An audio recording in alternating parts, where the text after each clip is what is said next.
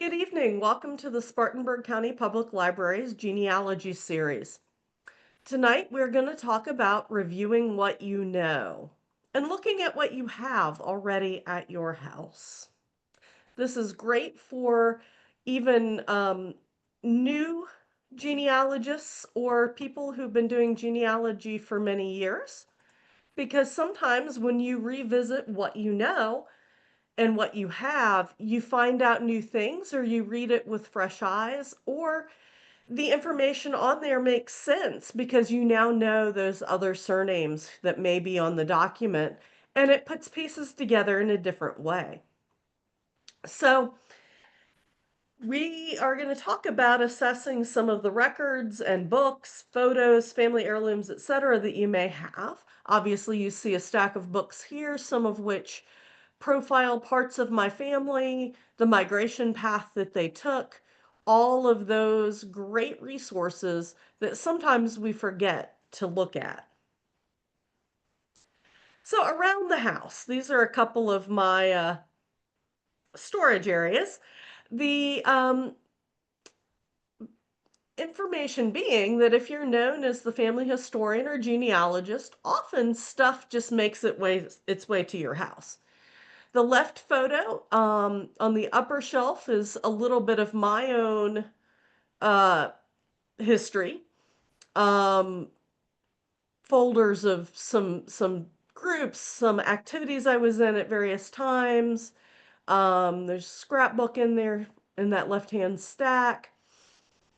And then below it are the few things we have from my dad's side of the family. Um, and we just don't have as much on his side of the family just due to smaller family sizes, when people passed, and how information did not make its way to us necessarily. On the right is some of my pretty books and resources that do land. That's a shelf here in my living room. I am a genealogist and a musician. I do have 5 full bookcases in my living room. So, but yearbooks, family and local history books, family Bibles, those types of things have made it to that shelf. Some more from the upstairs. To the left of the shelves you saw before are some of a very small portion of the items that came to me from my grandmother's house. There's something like 90 scrapbooks and photo albums, plus some books. She also kept every greeting card she ever received. The vast majority of those have now been sorted out, with most of those being recycled in some way or another. The covers are used for craft projects and that kind of thing. But she scrapped book by there's a space method rather than um, any type of, here are all the things from the 60s, here are all things from the 70s, here are the things about the church family, here are the things about the family, here are the grandkids. Nope, there's space, so I'm going to shove it in there. So there's a huge mixture in these scrapbooks for family, neighbors, church family, things she found interesting. So it's going to be quite the work of getting this sorted. On the right-hand side, you see one of the photo albums. Um, Nothing's labeled. I don't know who these people are. Most of them. I do know who a few are. I'm glad she kept stuff. But in that same album, or in an album, on the left-hand page, there are funeral cards from family members' funerals dated 1947 and 1981. So again, no rhyme or reason, not even the same parts of the family. Um, and then an article that I appeared in the 1970s. Now, there's no paper given for any of the obituaries, no citation, no date for the obituaries. the ones that relate to the funeral cards, we at least can guess where that obituary might have come from. So it's just an issue. Now, these are the old quote magnetic albums where you peel back the plastic, you stick the stuff on the glue, and you put the plastic back over. Thank goodness, most of these, the glue is giving up at this point because it's been long enough, and I may be able to salvage all of these things. I do plan to scan all of the scrapbooks, even though the order has no real significance. But that also means that I have at least a scan of something if I discard it or can't remove it from the album and it gets torn. I at least have some record of what was in these scrapbooks.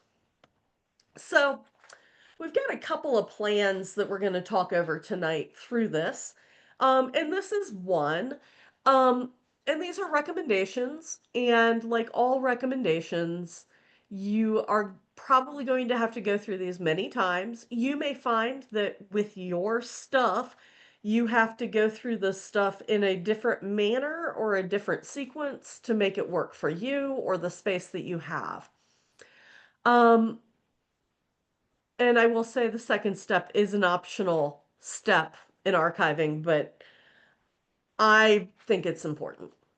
So I have already rough sorted, generally speaking, what came from my mother's side of the family and my father's side of the family. I have not subdivided within that yet, because that's going to be the next step.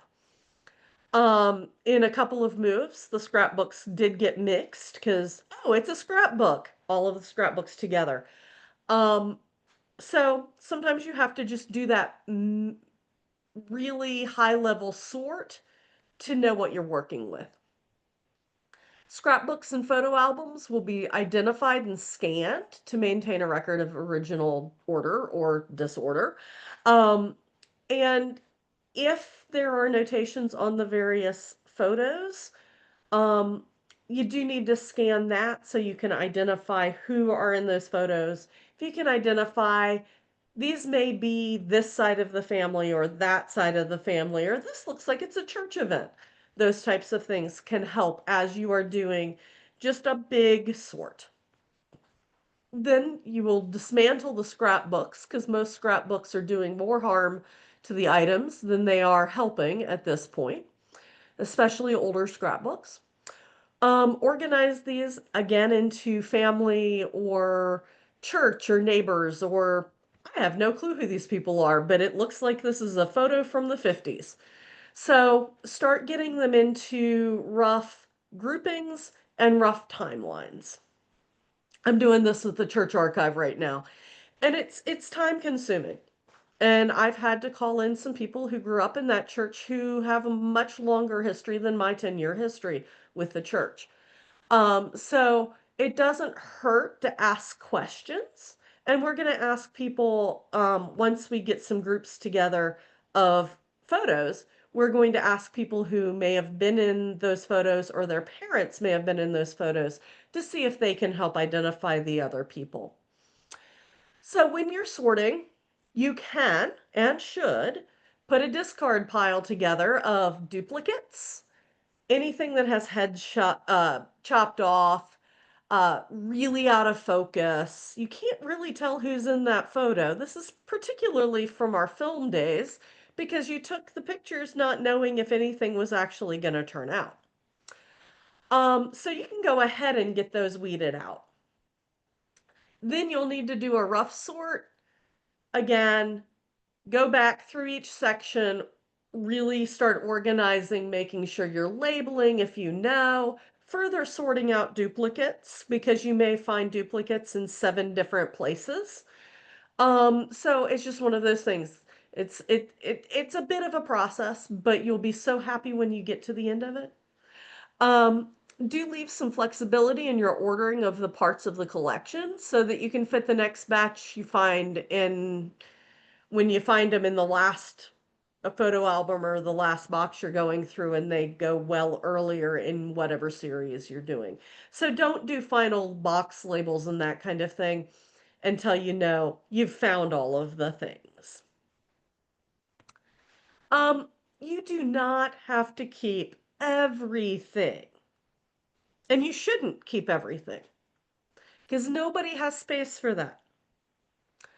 Um, for instance, my grandmother kept every greeting card she ever received in 94 years of life. Um, I sorted a batch, my mother sorted some, my aunt sorted some, and there were thousands. Um, I got the first batch of things that, or the main batch things that I sorted down to less than 200 cards, mostly given to my grandparents by my family. And I'm interested in seeing my brothers and my signatures develop over our childhoods. A few from my cousins, a few that were just cute cards, some that were special for other reasons. I kept a Christmas card where my grandmother had noted on the envelope that it was the only Christmas card her papa ever sent. And few that have signatures of older family members that I didn't have a record of what their signature might have looked like. So there are various reasons to keep things, but you do not need every birthday card that doesn't have anything written in it other than love you, grandma. um, I will be going back through these cards from my childhood and pick a good progression of cards showing my signature, but they weren't in order. They were just thrown in massive tubs. So I needed to do a rough sort and at least get a bunch out so that I can concentrate on the ones that I can then winnow down to at most one or two a year. The bins on the right, they are the one with the white lid is about a 2 foot by 2.5 foot, something like that. Uh, and uh, probably 2 feet tall container. And the one behind it, that blue one, is larger, as you can tell. Those were what I was working with on this particular project of getting stuff down. Inside the white bin, white lidded bin, I have a couple collections that my grandfather had put together when he contributed to two books about railroading. He had photos that he contributed to those, correspondence with the authors, that kind of thing. There's a small collection of railroad memorabilia from the Norfolk and Western Railroad that predates his time on the railroad and got separated out from other collections that he had that were passed on to other railroaders there in town when he died in the 1990s. So I've got a little bit. The green bin on the left has the things, a lot of the cards and things that I was keeping, some records of bills paid and, when they paid off the house mortgage and some things like that that were kind of cool.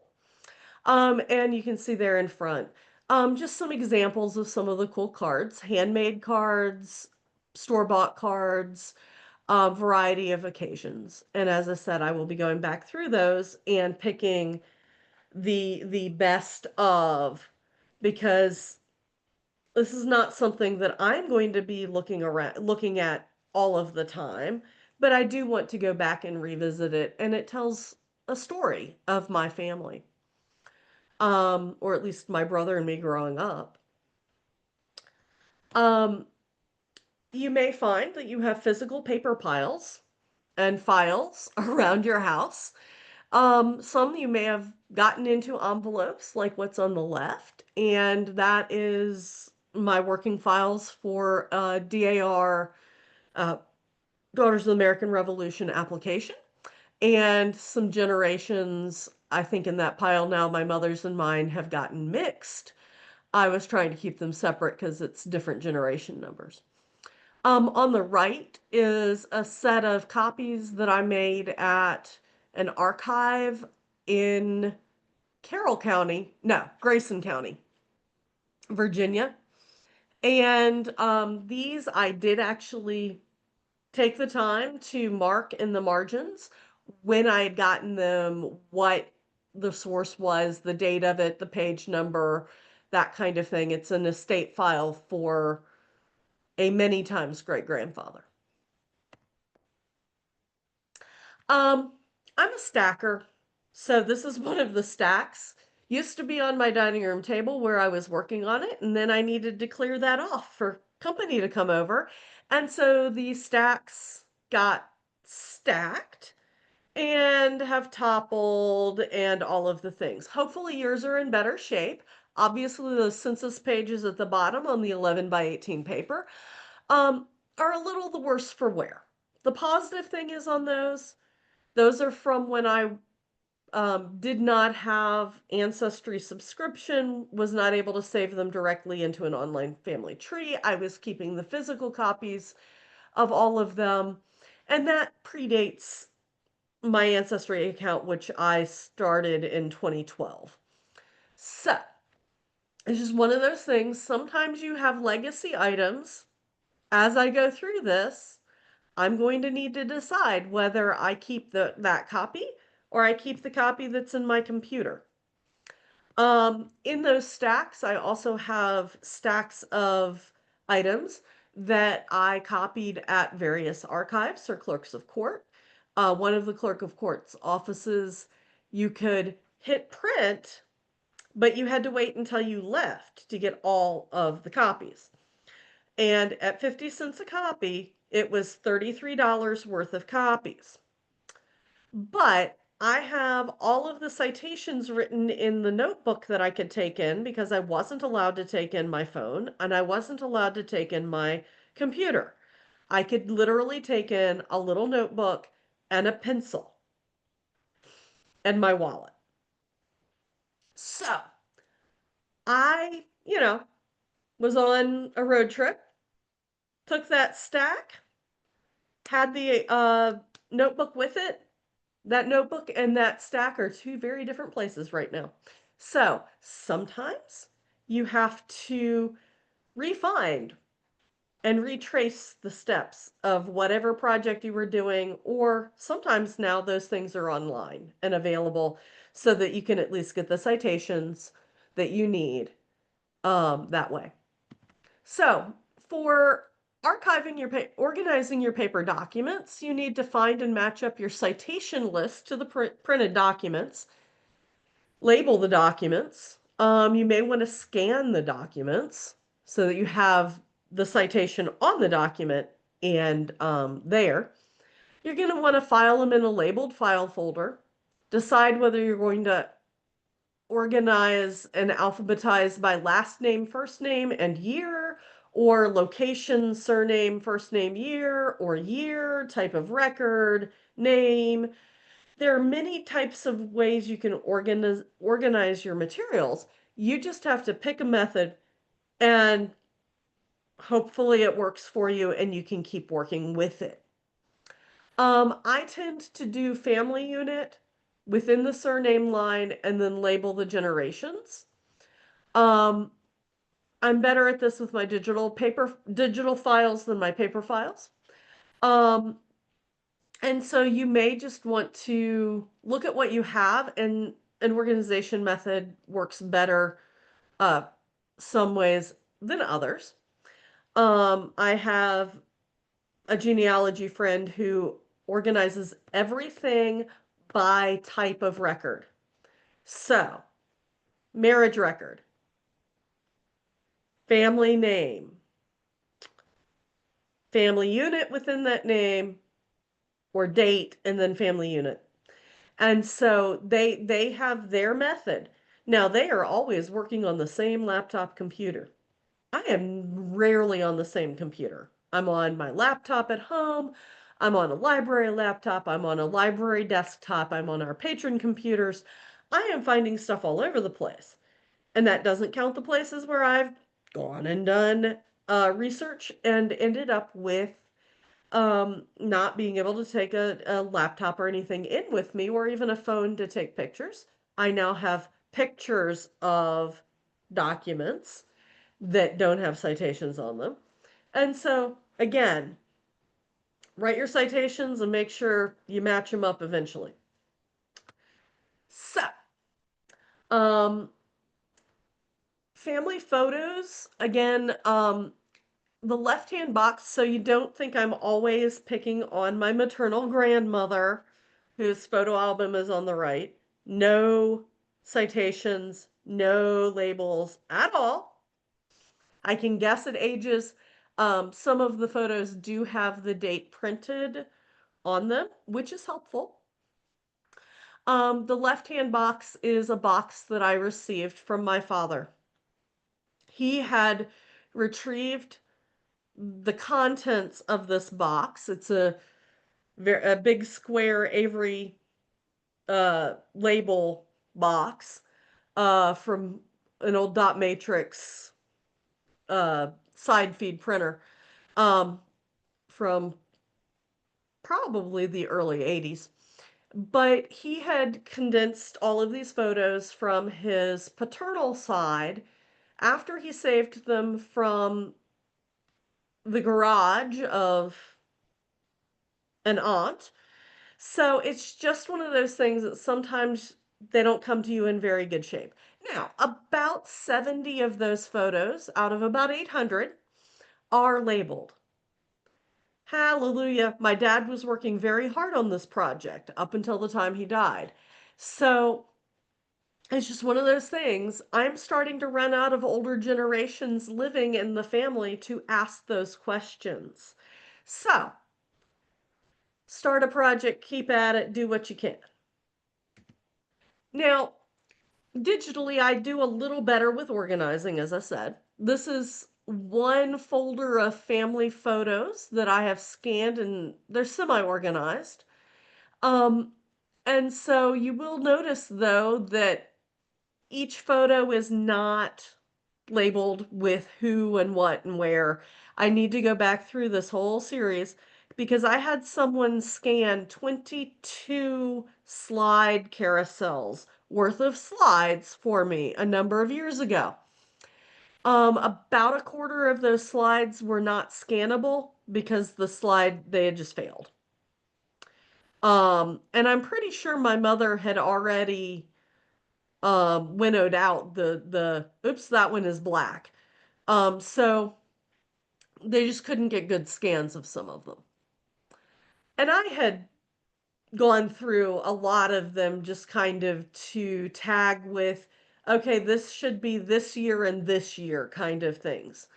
Because the people who were scanning them didn't know anything about my family, and so they couldn't organize them in any particular way. So it was better that they scan and then I organize the scans. And we do have those scans now in multiple places. I have a copy, my mother has a copy, my brother has a copy. I actually have it in multiple places. Um, so you have to pick which one you're going to label and then decide if you're recopying all of them. Um, for digital organization, label your online files, make file folders. Figure out a system that works for you. Once you figure that out, transfer your existing files into that system. This is where I have failed. I have stuff that is labeled red flash drive, blue flash drive, um, old computer. Well, I'm now 5 computers away from that old computer, and the files just keep getting moved to each new computer. But I now need to figure out which old computer those files were from. So it does not work as a long-term organization method unless you are consistent in what you do. So do your best to, once you figure out what works for you, move everything into that system as you can. Um, I have very different um, systems that work in at home. Again, the home one is the messier one because it's longer term.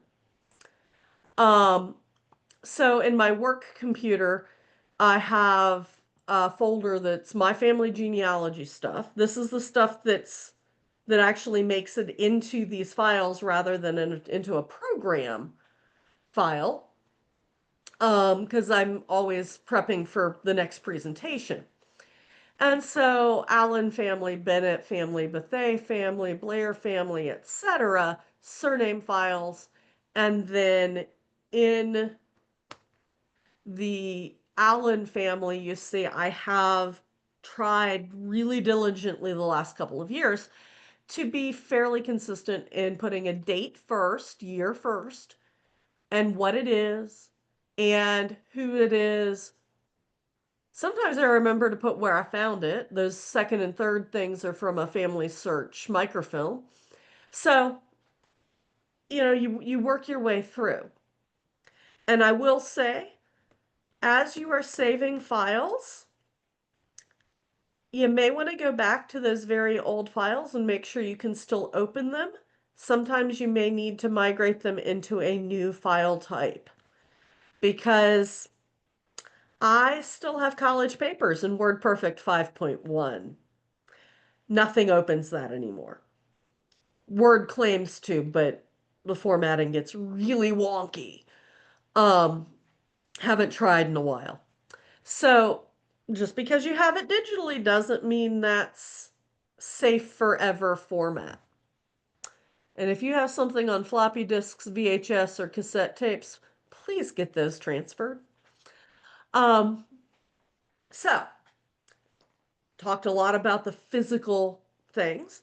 Well, let's look a little bit at online computer-based genealogy programs and then some online family tree building programs. I do not have examples of all of these computer-based genealogy programs um, because they all keep updating and my slides just are not the, I have slides from 2 versions ago. So, sorry about that. But Family Tree Maker is the one I use. I do not do my research on Family Tree Maker. I run reports on Family Tree Maker because the reports are much better than even the Ancestry's new reports. But I do my work on Ancestry's trees and then I sync down my trees, including all of the documentation and um, sources to my Family Tree Maker on my computer to back up Ancestry. It also helps when I am out in that family graveyard in the middle of nowhere and there is no cell signal and I cannot get to my ancestry tree. If my computer is charged, and I try to keep it charged, I can pull it up, I can pull up Family Tree Maker, and I can find the information I need on the person I'm looking for. Roots Magic is another one. Gramps is an open source. That one's a little more bare bones. Legacy Family Tree, I have a friend who swears by it. Um, and note that it is Legacy Family Tree software, not the Legacy Family Tree webinar series, which is now run by MyHeritage. There are many others. These are the ones I know most people use. Again, the two big ones are Family Tree Maker and Roots Magic. If you use something else, feel free to toss it in the chat. I can add it to the options. But then there are online genealogy tree programs. And as I said, I use Ancestry as my base because I started on Ancestry in 2012. And that's a lot of information to just keep tabs with. I've also done DNA with Ancestry. It was the first DNA test I took. So that is my primary online genealogy platform. As I said, I do regularly transfer everything in that tree down to Family Tree Maker on my computer as a backup. Because just because something is online today does not mean it will be there tomorrow, no matter how much money you pay for that subscription. So, um, one caveat with any of these, photo resolution, when you're adding things to the galleries, often reduces things to like icon dimensions. So a letter size image is just pixels instead of words if you actually try to read it. It looks fine as an icon. But if you try to blow it up to full letter size, you can't read it. This has happened with many, many things, newspaper articles, obituaries, journal pages. Um, Photos are often blurry, but sometimes that's because they were blurry to start with. So anyway, also know that record collections may have time limits and sometimes disappear from a site. I do highly recommend saving important documents to your own computer on a regular basis. Um, and then backing that up. um, then we've got MyHeritage, Family Tree, or Family Search World Tree, which is collaborative, Wiki Tree, which is also collaborative. We'll talk about each of those. And then a newer one that I have been very impressed with is TNG, The Next Generation. If you are looking to build a public-facing website, a tree that people can access that is not at one of the big genealogy firms that you have to pay major subscriptions to, TNG, there is a cost to it, but it works. It has some very cool tools. I'm not interested in putting my large research tree out for the public. I've got too many family secrets sitting there. But um, there are some great reasons to use this in certain circumstances. So, um, and the example of TNG that I can show you is the Miles files. So let's look at Ancestry real quick. This is what the ancestry tree looks like. This is a partial tree that I have starting with my grandfather, because then I don't have to redact any living people.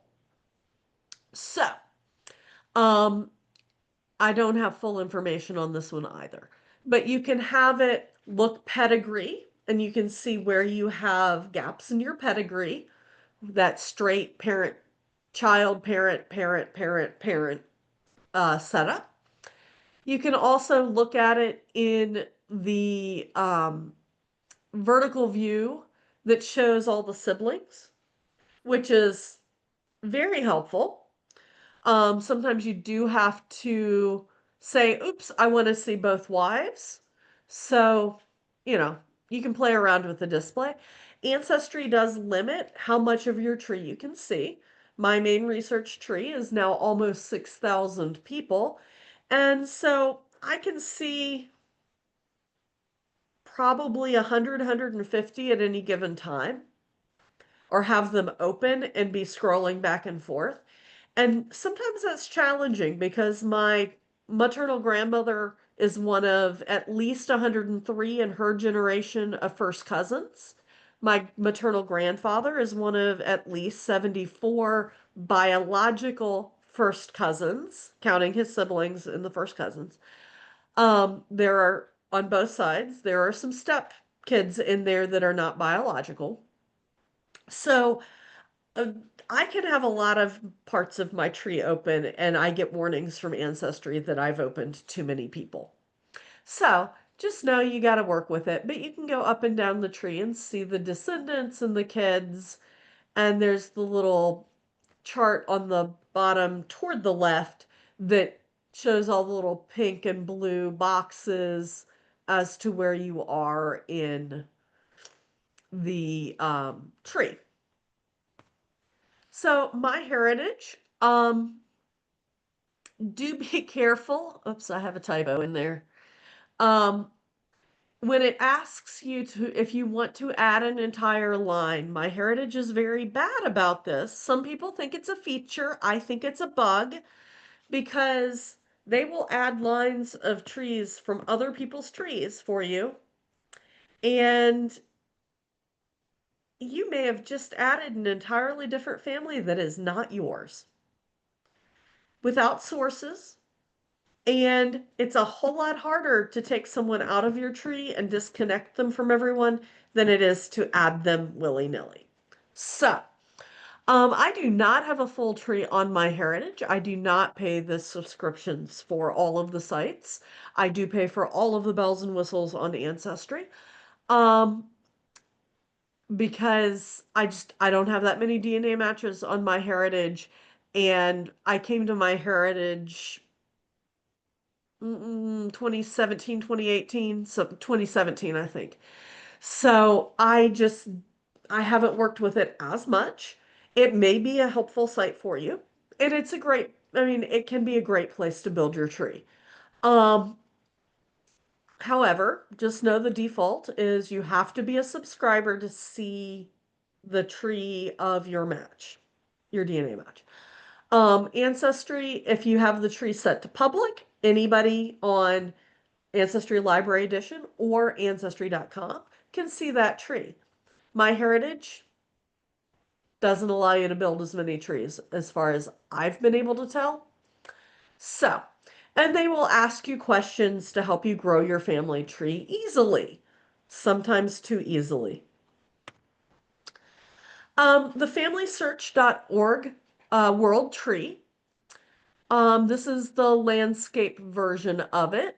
Um, and so this starts at my paternal grandparents and goes back, and each person is assigned a um, unique identifier.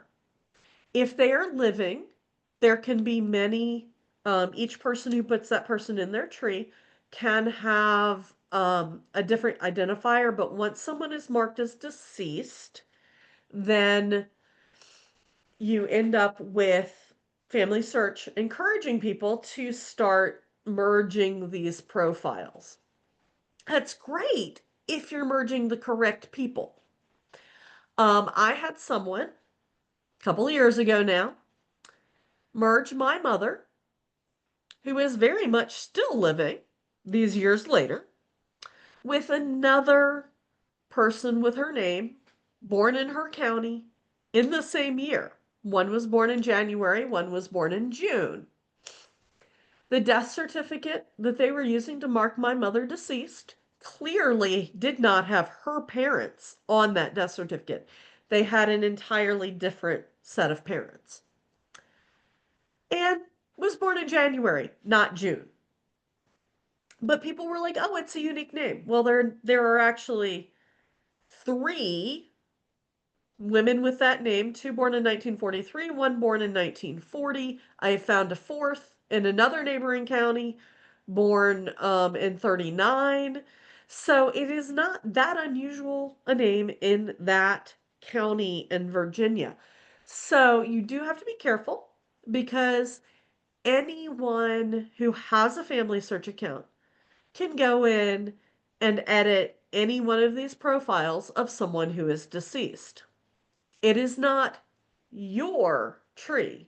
It is a collaborative tree. So we get patrons in there upset because someone has changed their tree. Well, it's not their tree. It's everybody's tree. I understand the ideals. I support the goodwill and wanting to have this global world tree. I don't spend a lot of time on it because I get frustrated when somebody comes in and changes what I have researched and documented because they didn't like that I took that line out of the going back to royalty or whatever. So, but you may find some really good information, and you may find some lines that there's absolutely no documentation whatsoever that proves the conclusion.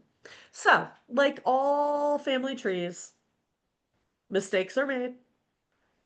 Whether it's in paper or online, gotta check the sources because that's what tells us, the documents are what tells us the true story. Or some documents aren't as truthful as we would want them to be. But you got to put in an explanation. So, FamilySearch.org tree is a great resource. Um, and there is a lot of good research on that tree. Just know you may run into the person who doesn't know what they're doing and can mess things up for a bit. And there's cleanup. It's easier to clean up on Family Search than it is on some of the other places. So, wikitree.com. Um, Again, I have not signed up for this. Everybody has limited time. You have to decide where you're going to spend your time. But WikiTree is another collaborative tree. So just know you do not own your part of the tree. Everybody can work on it. I went in and searched a couple different names to find someone who had been worked on in here. And James A. Gardner, supposedly junior, um,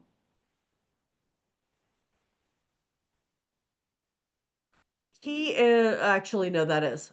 Um, he is, I don't know where they got the A though. Um, he's the son of my Revolutionary War ancestor, also James Gardner, who was born in Fishkill, Dutchess County, New York. According to his pension application, it does not name his parents. It does name all of his children, and it does not name his first wife, but it does name the children. So, I've been at a standstill on James Gardner, who served in the Revolution, born in New York, served in New York and New Jersey militia units, ended up in Virginia after the war, Revolutionary War.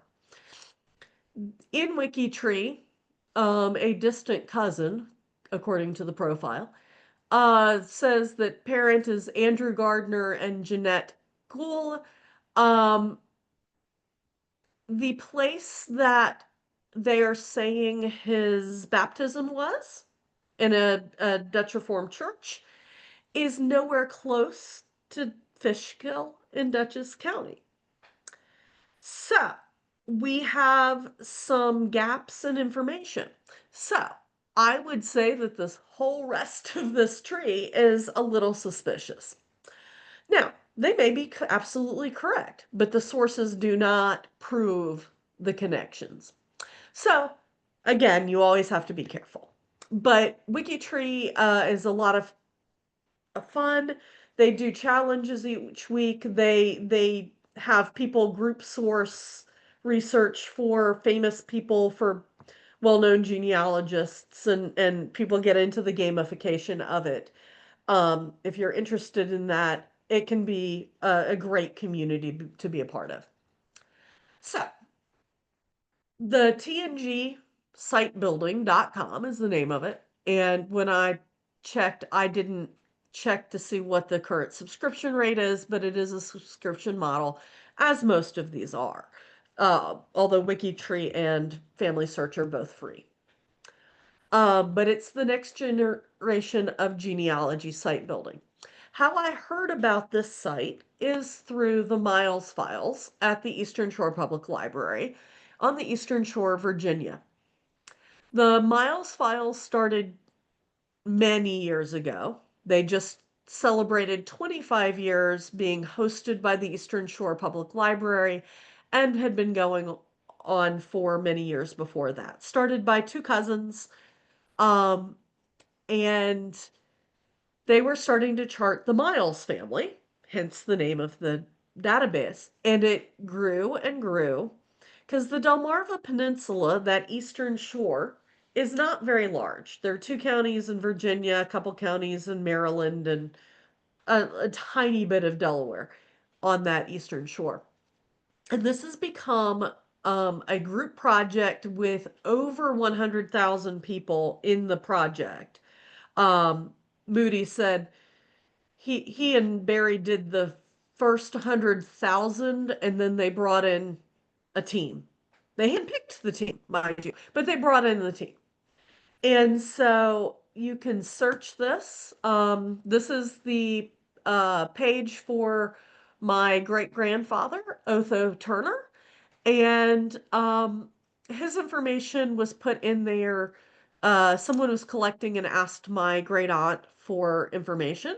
and she gave her deceased family members information there. Um, when I discovered this site quite a few years ago, um, I had um, my grandmother's death certificate that I could send in to Moody to prove who she was and that she descended from Otho. And so um, my grandmother is now in here as well, but they don't come down to the most recent generations. Um, and they focus on those who were born, lived, or died on the Eastern Shore, so that Delmarva Peninsula. And so you can see some of the information there. Everyone gets a unique record number, that kind of thing. If you click the Ancestors tab, you get a tree, like you've seen pedigree kind of tree, and you can get more information and navigate that way. Um, and then one of the super cool things that you can do with this is if you click on the Relationship tab, you can search. So I searched the relationship of my great grandfather to Moody Miles' father, who's also Moody. And it gave me two connections. I only have one shown here. And it is a five times cousin once removed. So my grandmother would be Moody Miles Jr.'s sixth cousin. But it will tell you all of the relationships, whether they are biological or by marriage, and you can map a lot of things out. I was at a conference 2 summers ago, and all of us were playing around with this because in some way or another we were all related. Now, some of us were 10th cousins and 15th cousins. Moody and I just happened to be a little closer together at seventh cousins once removed. So, but it will tell you multiple relationships. This is one of the places where Ancestry, among other places, fails miserably because they will tell you the first relationship you put into that tree. And when you find a closer relationship, it does not automatically update. And so you have someone who is the husband of the third cousin once removed of your great aunt husband in there, and then you find out your third cousin's on a different line, and it will still have the around the world relationship in it. This takes care of that. So, again, if you are looking for a website type independent of Ancestry or whatever, you can customize display, that kind of stuff. This would be a really good choice for organization. So to work with all of this, you have to create a plan. You have to choose what you want to focus on first. You cannot do everything at once, just like you cannot save everything. You need to set reasonable goals. Maybe set one box, or one stack, or one set of digital files or photos, or one photo album. And maybe if you are deadline associated, then you are going to want to give yourself a deadline for that. And keep working your way steadily through. Most people do not have the boatload of stuff that I have. But it accumulates over time as you do genealogy, and much of mine accumulated well before I was born, and I'm just the current repository of it. You can alternate between goals and your research. So you may want to set, I'm going to work with these digital files. I'm going to work with this particular set of digital files. I'm going to work with this particular um, scrapbook or the set of photos and alternate between them. You may alternate with your actual online research or your other research that you're building your tree with or other projects. But set some goals for yourself so that you have some targets to try to hit. Because otherwise, it's all just going to be sitting there years later. I've had 10 years to deal with all of grandma's stuff. I've gotten two large uh, uh, plastic bins dealt with, at least initially, but they were the easy ones. They were those greeting cards.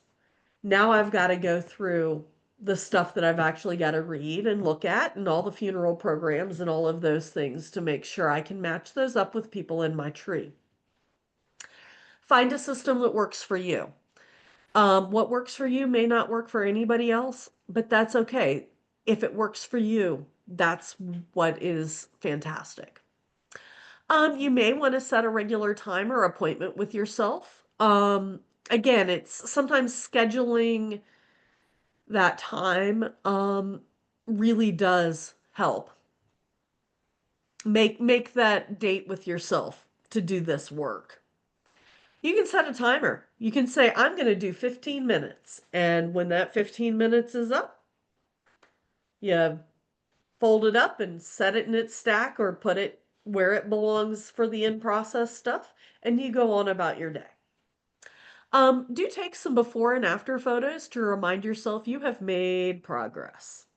I cleared some stuff out for a yard sale this weekend, the end of last week, and I can tell that those bins are gone. No one else can tell that those bins are gone. So I'm just working through a lot of different things on a lot of different levels. So setting yourself some priorities. What are the really important things to get processed and to get done? And then giving yourself some structure to do it. So we can review and organize what we already have. We can get started in genealogy with the things that we have inherited. Sometimes you have been trying and trying and trying to get that vital record out of a state government that they don't want to give it to you. And then you go through the file folder and discover, it's, I already had one. So you assessing what you have can really help you sometimes know what you actually need to go find. Um, Scanning things can be very helpful. Just make sure you label and cite your sources. Um, as well as sometimes that print copy is even easier for you to use. Um, Make sure you have your own documentation, marriage if appropriate, death certificates for any family members who, immediate family members who are deceased. You may inherit additional ones like I did.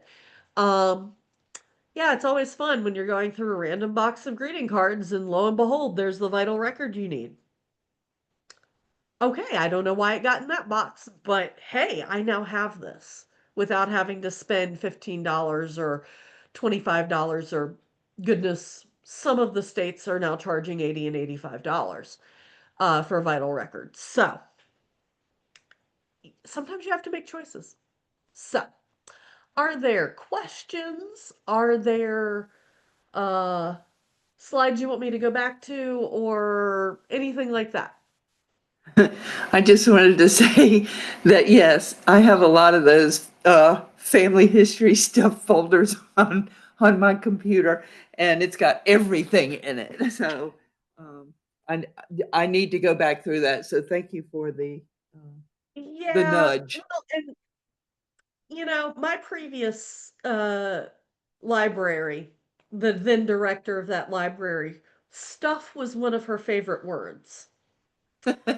And I overly embraced the word stuff, I think at that point.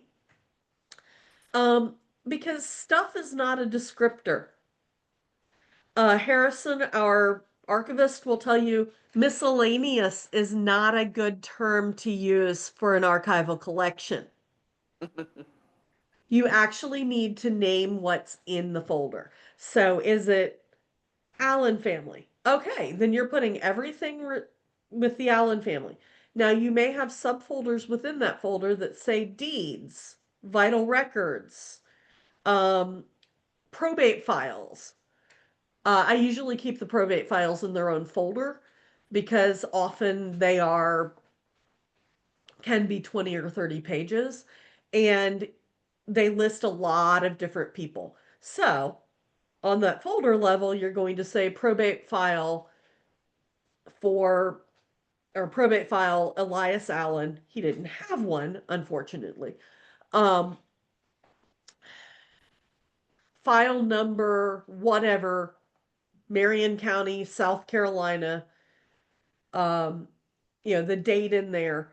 And that way, okay, that's what's in that file. And then you can go through all the pages, number the pages sequentially as you took them, or as you copied them, because a lot of them don't have page numbers on them. So things can get mixed up.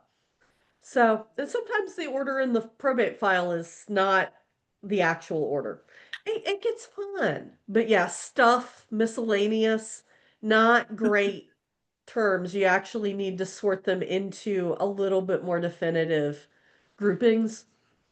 But there is that interim period because, as I said, we have winnowed out huge numbers of greeting cards, and I probably have about 200 in the green box, among a few other things. But it is massively less to go back through and sort those than it was the original. In the church archives, we've been doing just all of the sorting of the photos from 100 years. Our church turned 100 last fall, and we are working on a photo book. But you got to organize it and you got to find the photos, and you need to be able to say who's in those photos. And it's really tough when you don't know who those people are.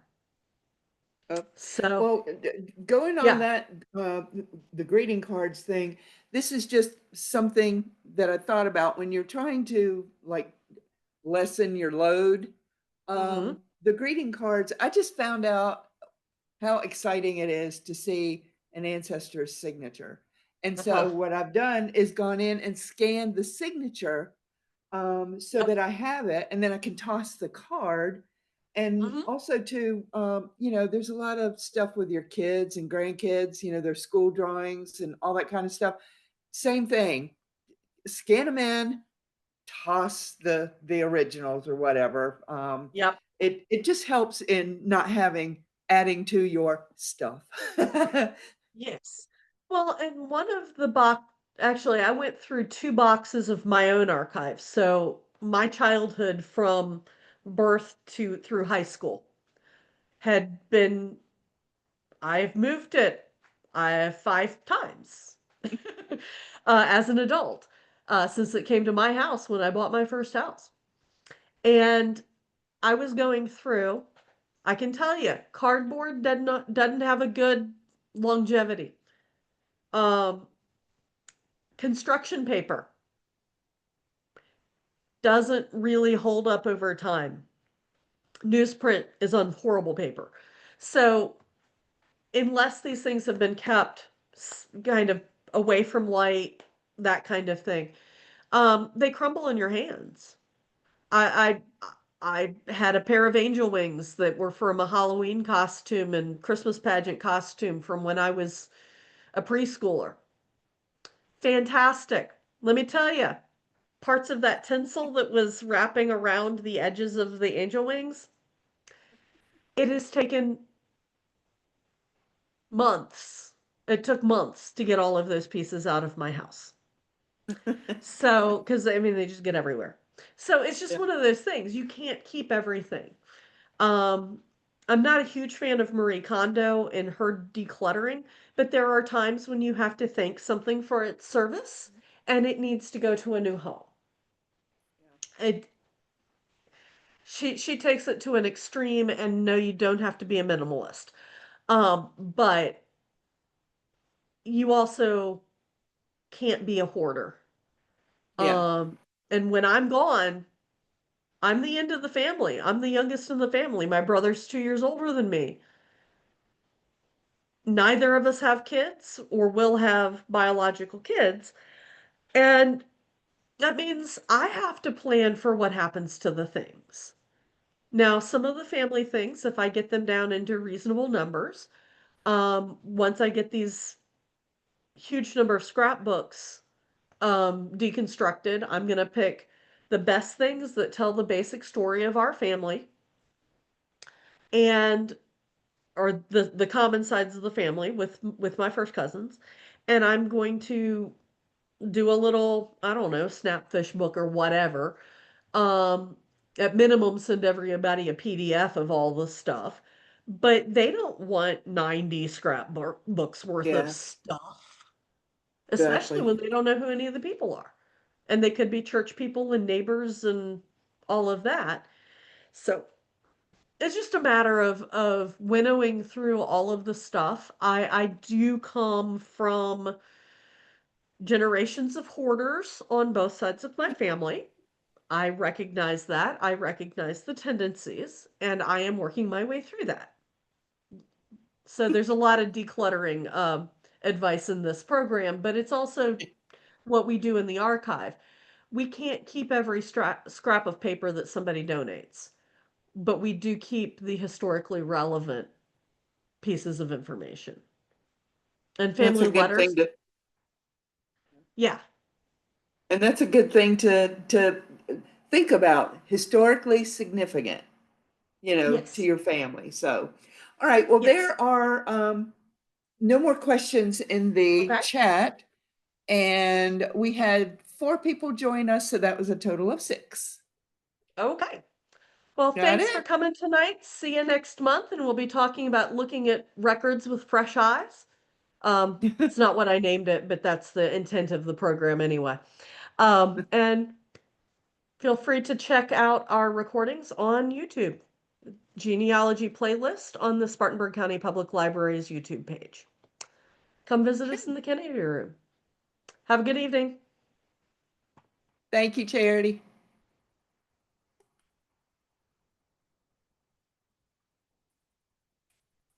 Okay, you want me to stop the recording now? Yes, please. Okay.